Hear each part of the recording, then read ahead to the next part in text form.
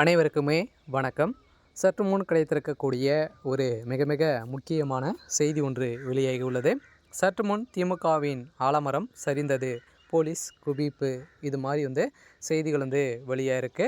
So இப்போ பார்த்தீங்கன்னா சமீப காலத்திலருந்தே திமுகவுடைய தலைமையகத்துக்கு ஒரு மிகப்பெரிய இடியாக தான் விழுந்திருக்கு இல்லையா. இதில் பார்த்தீங்கன்னா இந்த டாஸ்மாக் உடைய நிறுவனத்தில் நடந்த ரெய்டின் அடிப்படையில் திமுகவுடைய தலைமையகமே காலி செய்யக்கூடிய அளவிற்கு ஒரு மிகப்பெரிய சம்பவம் நடைபெற்றது. இந்த சம்பவத்தின் அடிப்படையில் இப்போ பார்த்தீங்கன்னா முதல்வர் ஸ்டாலினுடைய வீட்டில் ரெய்டுகள் இன்று காலையிலேருந்தே நடந்திருக்கு. இந்த ரெய்டின் அடிப்படையில் தான் இப்போ திமுகவுடைய ஆலமரமாக இருந்த முதல்வர் ஸ்டாலின் அவர்கள் பார்த்தீங்கன்னா இப்போ அதிரடியாக கைது செய்யப்பட்டதாக இப்போ தகவல் வெளியாக இருக்குது. இந்த நிலையில் தான் திமுகவுடைய ஆலமரம் சரிந்தது அப்படின்னா ஒட்டுமொத்த கதை முடிய போகுது. இந்த நிலையில் தான் செந்தில் பாலாஜி அவர்களும் அதிரடியாக கைது செய்யப்பட்டிருக்காரு. அவர் உதயநிதியுடைய நண்பர்கள் மூவருமே பார்த்தீங்கன்னா கைது செய்யப்பட்டு இப்போ அவர்கள் கொடுத்த வாக்குமூலத்தின் அடிப்படையில் தான் இப்போ உதயநிதியுடைய வீட்டிலும் அதே மாதிரி திமுகவுடைய தலைமையகம் உடைய வீட்டிலும் பார்த்தீங்கன்னா அதிரடியாக ரெய்டுகள் நடந்துட்டு வருது. இந்த ரெய்டின் அடிப்படையில் இப்போ அதிரடியாக முதல்வர் ஸ்டாலின் அவர்கள் திகார் சிறையில் அடைக்கப்பட போகிறதாக தகவல் வெளியாக இருக்குது. இதை பற்றி இந்த வீடியோவில்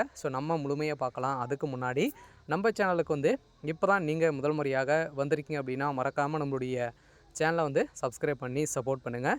வாங்க வீடியோக்குள்ளே போகலாம். பார்த்தீங்கன்னா திமுகவுடைய ஆலமரமாக இருக்கக்கூடிய முதல்வர் ஸ்டாலின் அவர்கள் பார்த்தீங்கன்னா இப்போ அவருடைய வீட்டிலே ரெய்டுகள் நடந்துகிட்ருக்கு. இந்த டாஸ்மார்க்கோடைய நிறுவனத்தில் இந்த 1000 கோடி மெகா ஊழல் நடைபெற்றது அப்படின்றத நிரூபணமாகி அமலாக்கத்துறை அதிரடியாக பார்த்தீங்கன்னா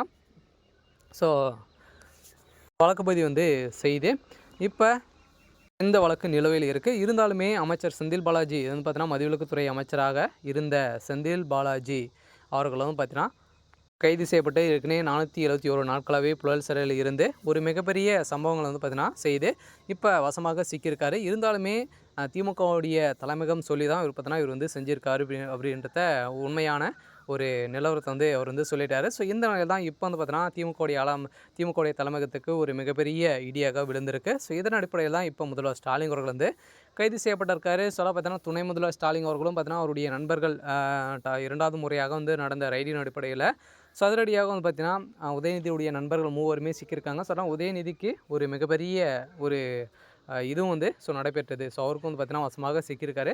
திமுகவுடைய தலைமையகத்தில் முக்கிய புள்ளிகளாக இருந்தவங்க அனைவருமே பார்த்தீங்கன்னா டார்கெட் பண்ணி தூக்க போகிறாங்க. இப்போ வருகின்ற சட்டமன்ற தேர்தலுக்காக திமுகவுடைய தலைமையகத்தை அனைத்துமே டார்கெட் பண்ணி இப்போ செஞ்சுட்டு இருந்தாலுமே இப்போ அதிரடியாக திமுகவுடைய தலைமையகம் பெரும் கவலைக்கிடமாக இருக்குது. இருந்தாலுமே முதல்வர் ஸ்டாலின் அவர்களுக்கு ஒரு மிகப்பெரிய ஒரு கேள்விக்குறியாகவே மாறி இருக்குது. இருந்தாலும் என்ன நடக்க போகுது அப்படின்றத வெயிட் பண்ணி பார்க்கலாம். இது மாதிரி செய்திகளை தெரிஞ்சுக்கணும் அப்படின்னா மறக்காமல் நம்மளுடைய சேனலை சப்ஸ்கிரைப் பண்ணி சப்போர்ட் பண்ணுங்கள். தேங்க்யூ.